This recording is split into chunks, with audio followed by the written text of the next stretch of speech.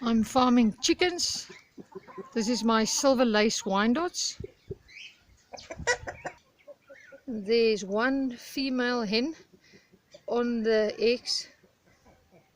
She will not come and eat until the eggs is hatched. So she'll be sitting on those eggs for 21 days. This is my pale Sussex or light Sussex. The eggs, if the hens don't sit on the eggs, I collect the eggs and then I put it in the incubator. These are my buff Orpingtons.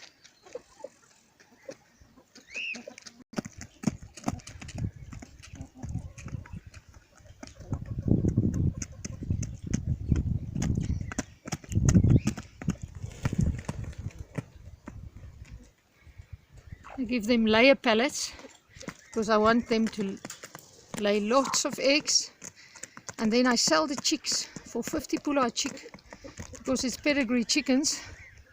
So I feed them for a week, make sure they're strong, and then by the time I sell them, people don't have to struggle of weak chicks dying or anything. So I keep them warm and feed them for a week before I sell them. Okay.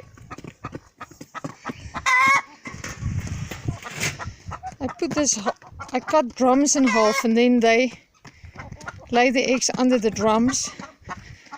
I make sure that there's sand on the bottom so that the eggs doesn't break. You have to cut it in half. If you put a whole drum like that, sometimes the chickens will they will take out the sand and then the eggs will break on the drum. So it's much better that they lay the eggs on soil, on sand. These are my Bosvelde chickens. They're my favorite. They were bred in South Africa in warm baths or Bala Bala. They're very hardy chickens.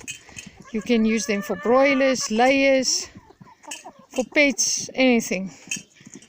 Because they were bred in Africa, they adapt so easily to warm and cold and everything. They are hardy for African weather. I farm in Botswana and I brought them from South Africa and they're just awesome. They really do awesome. They never get sick. They don't get lice as easily as the other chickens. The male is fighting the others through the fence. That's why he got a little injury on his head. The only thing about them is they don't lie on the eggs. So I better collect them and put them in the incubator. I like big, open, free roaming farming. So I make sure the camps that I put them in is huge. There must be grass in so that they can eat the grass. Sometimes their wings grow and then they fly over.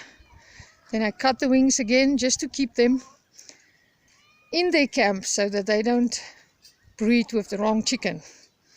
So that the same kind stays with each other.